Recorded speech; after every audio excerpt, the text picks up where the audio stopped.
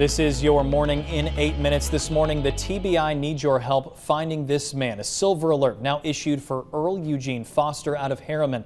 Investigators say he was last seen on Saturday and his debit card was used between 4:30 and 6:30 yesterday in Robbinsville, North Carolina. He's driving a black Chrysler PT Cruiser with Tennessee tags 255DD04.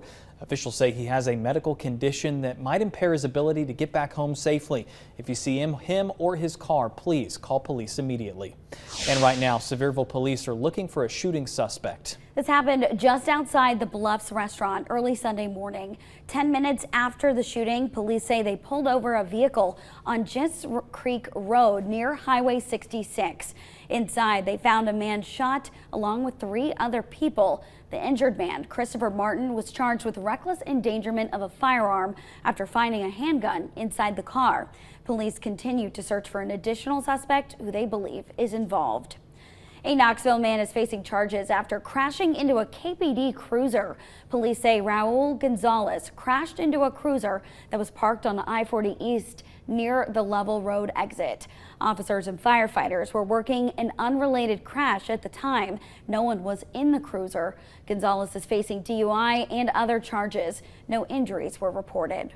4 teens are recovering this morning after a car crash on Clinton Highway Friday night.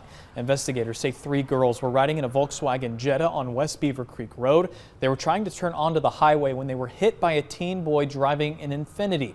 All 4 were hurt in the crash, the girls all wearing their seatbelts. The boy in the Infiniti was not.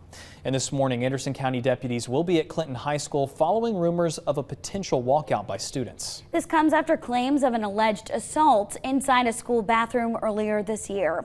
The director of schools says they investigated that alleged incident and found that no student was assaulted. In a statement, Director Tim Parrott says the walkout is in protest of the state's bathroom law, which requires students to use the bathroom of their gender at birth. He says for students who do not feel comfortable using a restroom with others, Clinton High School offers a single bathroom available for any student to use. Parrott says he was told about a planned walkout on Friday, which prompted a soft lockdown. Now rumors are circulating of another walkout this morning, putting the sheriff's office on high alert. Sheriff Russell says his deputies will be on campus to ensure every child is safe, acting responsibly and not disrupting school. He ensures parents that any behavior threatening the students will not be tolerated. In new details this morning, a Knoxville father and former Marine kidnapped and wrongfully detained in Venezuela is now reunited with his family. Matthew John Heath, just one of 7 Americans released from custody on Saturday. Heath was charged in connection with a plot to sabotage oil refineries and electrical services in order to stir unrest in Venezuela, according to prosecutors. He was also accused of having ties to the CIA. In exchange for this release, the U.S. is sending 2 prisoners back to Venezuela.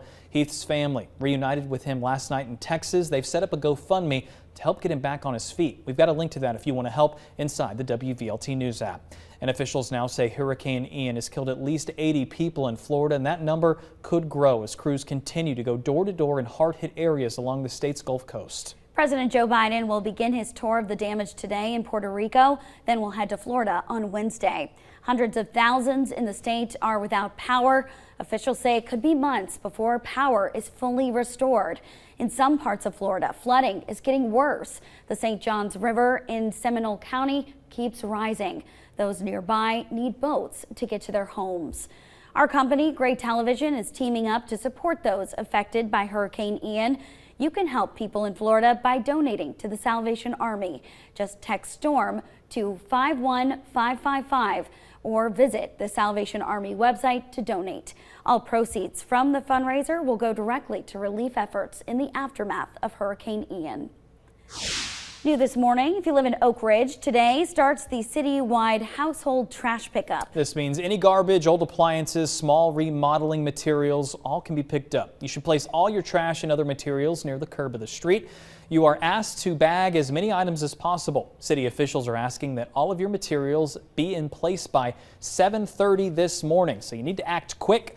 The landfill will not accept any items that have or have had Freon in it. This includes air conditioners, freezers, refrigerators. The trash pickup starts today, goes all month long throughout neighborhoods and streets. It's a big day for the Knoxville Police Department. Chief Paul Noel is promoting 20 officers within the force. 2 deputy chiefs, 4 captains, 6 lieutenants, and 8 sergeants will be added to the ranks. A special ceremony will be held this afternoon at 4 o'clock at the Civic Coliseum Auditorium. And WVLT proud to be your official station of the Vols. The 8th-ranked Tennessee Volunteers football team back to business this week after enjoying a much-needed week off. Today we're going to hear from Coach Heupel in his weekly press conference. The Vols now look ahead to a road trip on down to Baton Rouge on Saturday, taking on the now 25th-ranked LSU Tigers. It's going to be a big one. Kickoff for this weekend's game is noon on ESPN. It is 6:55. We do want to get a look at your first alert traffic. All of those interstates and main roads still quiet on this Monday morning. Crews, however, are wrapping up some overnight road work in Campbell County on I-75 just north of the Caryville exit. Then northbound right lane still blocked, but that volume is light. No congestion as you're moving around Knoxville this morning. Almost 6:56 now. As you step outside this morning, we're still tucked in under those clouds, that blanket here this morning, but the sunshine comes out and that might encourage you to get outside. So a heads up, maybe take your allergy meds this morning before you leave, because we do still have high ragweed. That's not going anywhere. Honestly, the only small dips we can get is if we get a good rainfall, which we obviously only had some light showers for some over the weekend. Grass is still coming in as well, but that's starting to fall back. At least the dust was kept at bay briefly just by that higher humidity over the weekend, but that'll be going back up this week too. So just wanted to kind of give you all those different elements here as the conditions change. Even right now you can see the clouds starting to whittle away in spots. We've had that thick blanket persistent the last couple of days. We're seeing improvements. It's 57 still under that blanket of clouds though in Madisonville and Knoxville and La Follette, 56 in Whitesburg and 52 Crossville. So as the sky clears, the temperature can get a little bit warmer. We're looking at a mostly sunny midday to afternoon, high today 72 with a cool breeze. It's the next few days that we can at least have warmer afternoons in the sun, but colder mornings with that clear sky before we have to track our next cold front. So I've got more on that for you coming up on the CW. All right, Heather, thanks. We're headed over to WBXX, and then Whitney and Paige Noel will have you covered back here at 9 o'clock on WVLT. Have a good Monday.